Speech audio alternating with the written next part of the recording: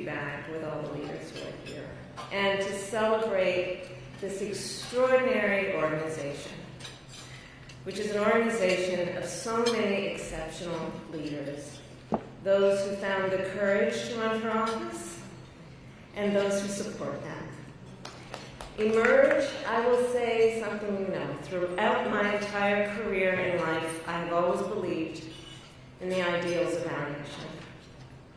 The ideals reflected in the Declaration of Independence, that all are created equal and endowed by our Creator with certain inalienable rights. Ideals advanced and affirmed by the service and sacrifice of generations of patriots. The ideals that ground the Constitution of the United States, that here in our country, power ultimately lies not with the wealthy or well-connected, but with all of us, with we the people.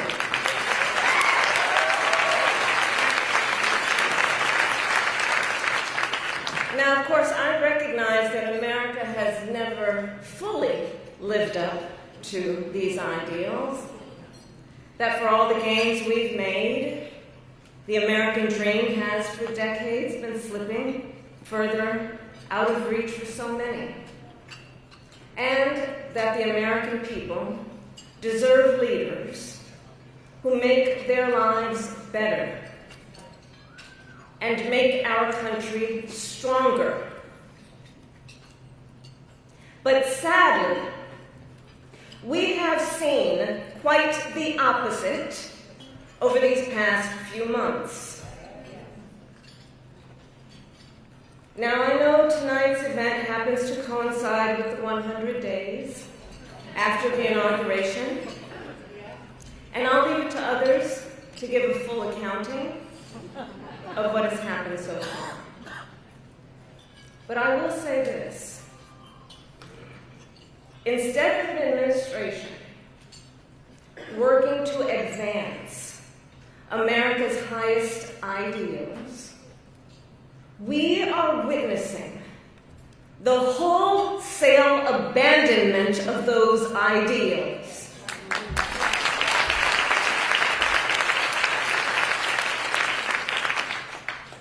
And what we are also seeing in these last 14 weeks is Americans using their voice and showing their courage.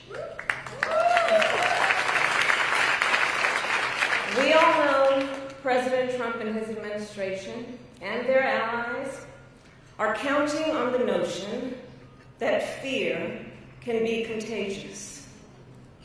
They are counting on the notion that if they make some people afraid, it will have a chilling effect on others. But what they're overlooking, what they have overlooked, is that fear is not the only thing that's contagious. Courage is contagious.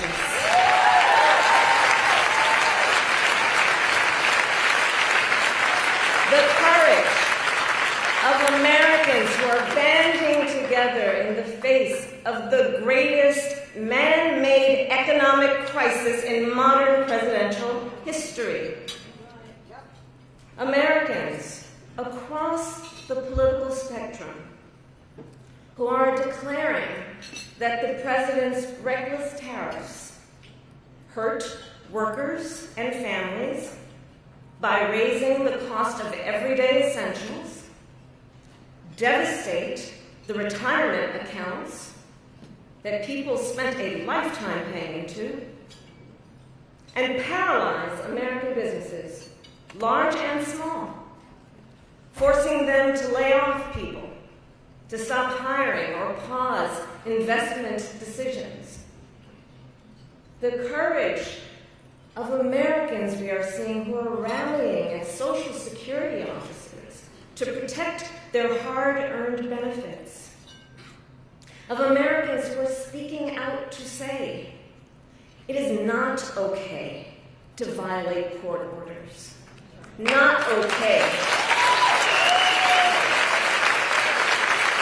Saying it is not okay to detain and disappear American citizens or anyone without due process.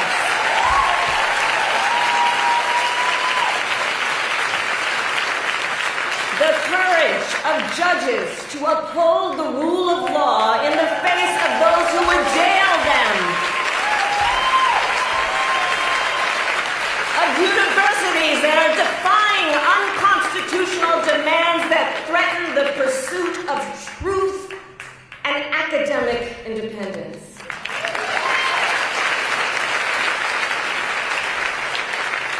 And I will tell you, the courage of all these Americans inspires me. And I have been inspired by the movements like the one in Wisconsin that put Susan Crawford on the Supreme Court. By the State of the People Power Tour that is aiming to ignite a grassroots movement to lift up voices and advance freedom and justice. And by leaders across the spectrum, including congressional leaders like Cory Booker, Chris Van Hollen, Chris Murphy, Jasmine Crockett, Maxwell Cross, AOC, and Bernie Sanders. All who, in different ways, have been speaking with moral clarity about this moment. So here's one of the other things I wanted to talk about tonight, and to highlight. So look, some people are describing what's been happening in recent months as absolute chaos. And of course I understand why. And it's certainly true of those tariffs. Tariffs that, as I predicted, are clearly inviting a recession. But friends, please let us not be duped into thinking everything is chaos.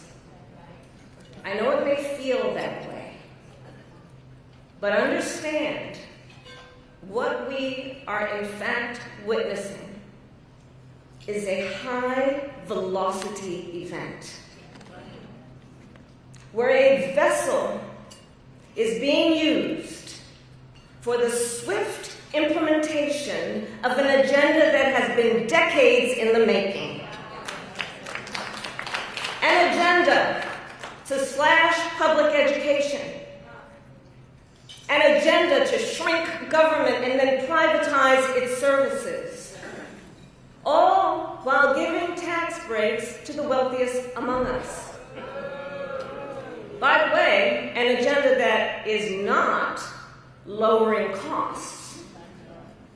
Not making life more affordable, and not what they promised. It's an agenda, a narrow, self-serving vision of America, where they punish truth tellers, favor loyalists, cash in on their power, and leave everyone to fend for themselves, all while abandoning allies and retreating from the world. And folks, what we are experiencing right now is exactly what they envisioned for America. Right now, we are living in their vision for America. But this is not a vision that Americans want. Woo-hoo! We are living in a moment when the checks and balances upon which we have historically relied have begun to buckle. And we here know that when the checks and balances ultimately collapse, if Congress fails to do its part, or if the courts fail to do their part, or if both do their part, but the president defies them anyway, well, friends, that is called a constitutional crisis. And that is a crisis that will eventually impact everyone. Because it would mean that the rules that protect our fundamental rights and freedoms, that ensure each of us has a say about how our government works, will no longer matter. And if that happens, the one check, the one balance, the one power that must not fail is the voice of the people.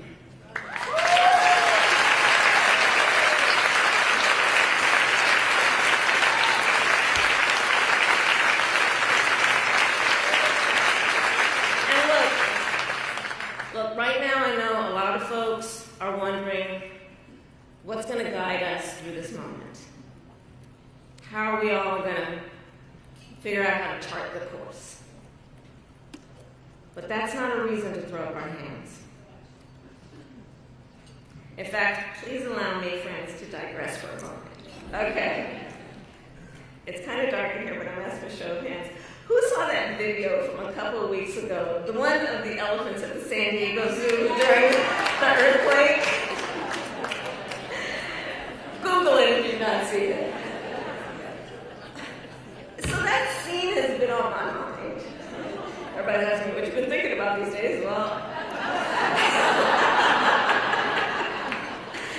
so in the video, for those who haven't seen it, here those elephants were. And as soon as they felt the earth shaking beneath their feet, they got in a circle and stood next to each other to protect the most vulnerable. Think about it. What a powerful metaphor.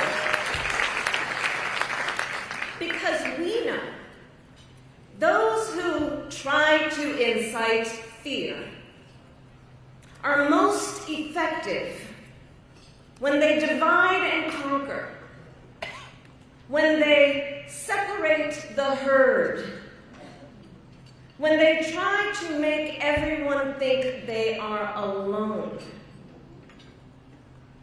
But in the face of crisis, the lesson is don't scatter.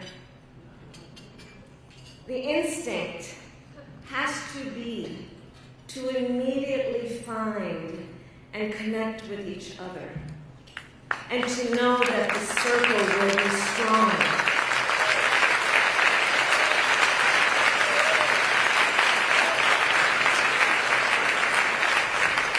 So I'll end with this. I am not here tonight to offer all the answers, but I am here to say this. You are not alone, and we are all in this together. And straight talk, things are probably going to get worse before they get better. But we are ready for it. We are not going to scatter.